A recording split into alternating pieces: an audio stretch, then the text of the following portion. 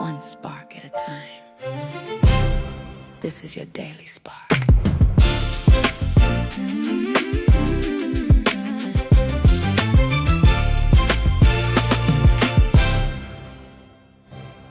Hey, what's up? And welcome back to another daily spark of mine. I'm not doing too hot today. That's why I decided not to take a video. I haven't been feeling like doing my hair and stuff, so I've been in the funk. So please, I'm sorry. I apologize. However, y'all know what I look like, so it doesn't matter if I give y'all an audio only video for a change, right? And y'all are pretty understanding, so I appreciate you, by the way.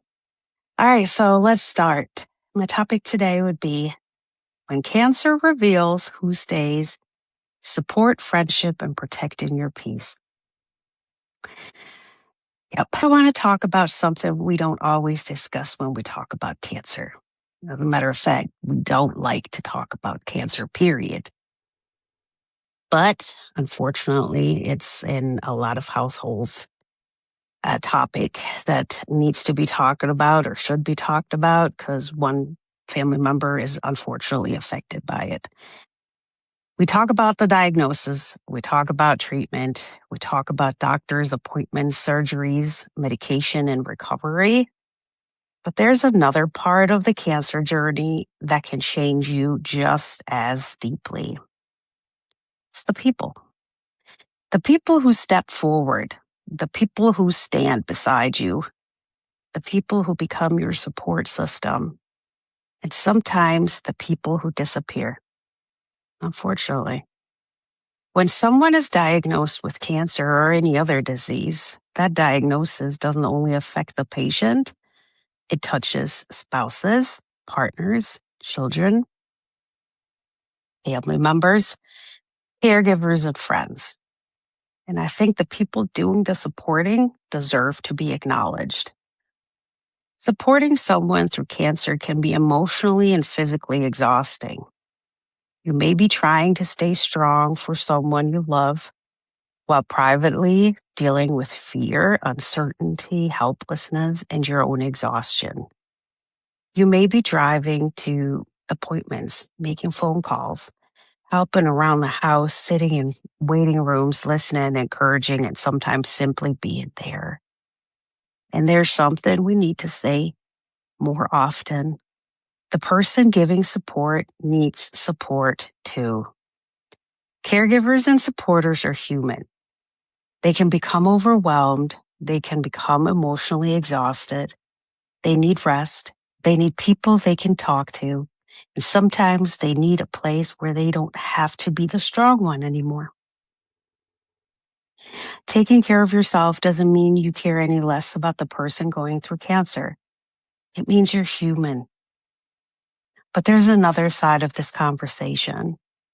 What happens when the people you thought would support you don't? Cancer has an interesting way of revealing relationships. Sometimes someone you barely expected anything from becomes the person who consistently checks on you. And sometimes someone you've called a friend for years becomes strangely absent. Maybe they don't know what to say. Maybe illness frightens them. Maybe they feel helpless. Maybe they don't know how to deal with seeing someone they care about vulnerable. Those things may help us understand their behavior. But understanding someone's behavior doesn't mean their behavior didn't hurt you. Sometimes during a serious illness, you begin to notice something about certain friendships. You may realize that you're the one making the phone calls. You're the one sending the messages. You're the one checking in and trying to keep the relationship alive at a time when you are already carrying more than enough. Maybe you reach out once, then again, and maybe one day you stop. Not because you're angry, not because you're trying to punish anyone, but because you simply don't have the emotional energy to keep chasing a relationship or friendship that has become one-sided. And when you stop reaching out, sometimes something painful happens. The friendship goes silent. That's when the questions can start. Was I wrong for walking away? Should I have tried one more time? Should I be more understanding because maybe they just didn't know how to handle my illness? Psychologically, it's important to recognize that two things can be true at the same time. Someone may have had their own reasons for pulling away. Illness can make people uncomfortable. Some people are frightened. Some don't know what to say. Some feel helpless and respond by avoiding the situation altogether. And then their absence can still hurt. Understanding someone's behavior doesn't require you to continue accepting a relationship that is emotionally draining you. Especially during cancer treatment or another major health crisis, emotional energy can become a precious resource. You shouldn't have to spend that resource convincing someone to participate in your life. And choosing to stop pursuing a one-sided friendship doesn't necessarily mean you're bitter or unforgiving. Sometimes it simply means you've recognized, I can't be the only person keeping this relationship alive. There can be grief in that realization because you're not only grieving the friendship as it exists today, sometimes you're grieving the friendship you believed you had. And perhaps one of the hardest lessons during a difficult season is learning the difference between the people who care about you and the people who are actually capable of showing up for you. And this is where boundaries become important. A boundary isn't necessarily a punishment. A boundary can simply be an acknowledgement of reality. It's just saying, I see what this relationship is giving me right now, and I have to decide whether I have the emotional capacity for it. When you're going through something as serious as cancer, your energy becomes incredibly valuable. You don't necessarily have the capacity to keep proving that you're worth calling. You don't have to continually remind someone to care, and you don't have to carry a relationship completely by yourself. That doesn't mean we have to make the other person a villain. I think that's important. Not everyone who disappears is a bad person. Some people genuinely don't know how to deal with illness. Some people freeze. Some retreat. Some are afraid of saying the wrong things or they say nothing at all. Some may be dealing with their own fears or struggles that we know nothing about. We can have compassion for that. But here's the difficult truth. Their reason for disappearing doesn't erase the impact of their disappearance. Compassion doesn't mean abandoning your own needs. Understanding doesn't mean accepting everything. And forgiveness, if you choose it, doesn't necessarily mean restoring a relationship to what it once was. Sometimes a friendship changes, sometimes it ends, and you're allowed to grieve that because losing a friendship during an already difficult season can feel like a second loss. You're not only dealing with what's happening to your body and your life, you're also realizing that a relationship you believed was solid may not have been what you thought it was. And that hurts. But I don't want this episode to only be about the people who leave because there's another group of people who deserve our attention, the people who stay.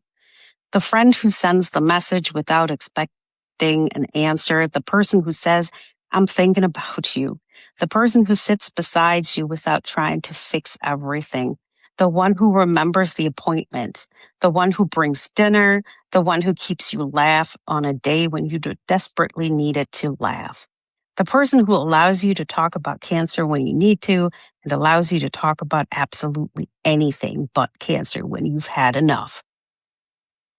Support doesn't always require some grand gesture. Sometimes support is simply consistency. It's showing someone you don't have to go through this part alone. And if you are supporting someone with cancer, please remember this. You don't need perfect words. You don't have to know exactly what to say. You don't need to fix it. In fact, you probably can't fix it. Sometimes the most powerful thing you can say is simply, I'm here. And then continue being there. Check in, listen, ask what they need instead of assuming. And don't be offended if they don't answer every message or return every call. Sometimes just knowing that someone is still there means more than you realize. And supporters, please take care of yourselves too. You're allowed to be tired. You are allowed to be scared. You are allowed to need a break. You are allowed to have your own emotions about what is happening. Supporting someone doesn't require you to disappear inside their illness. The supporters need support too.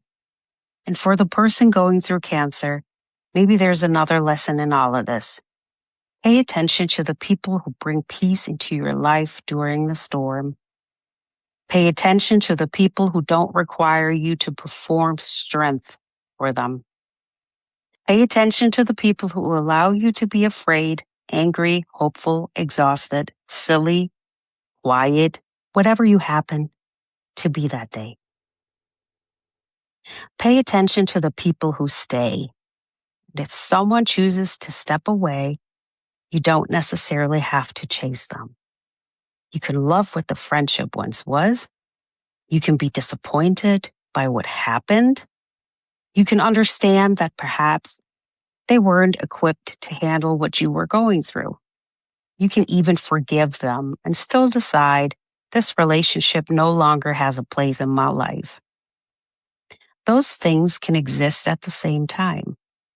Sometimes protecting your peace isn't about anger.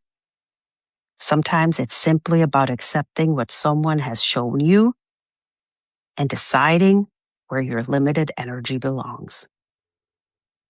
So today's spark is this: support the supporters, appreciate the people who stay, give yourself permission to grieve the people who leave, and most certainly, don't feel guilty for protecting your energy when life has already asked so much of you.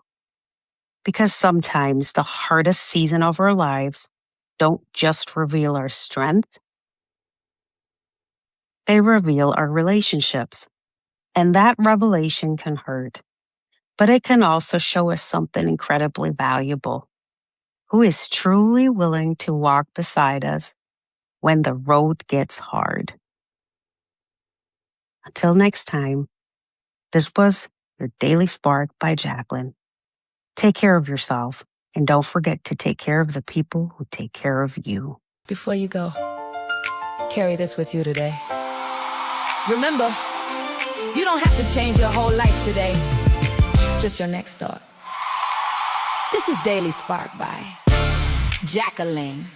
Reflect, reset, rise.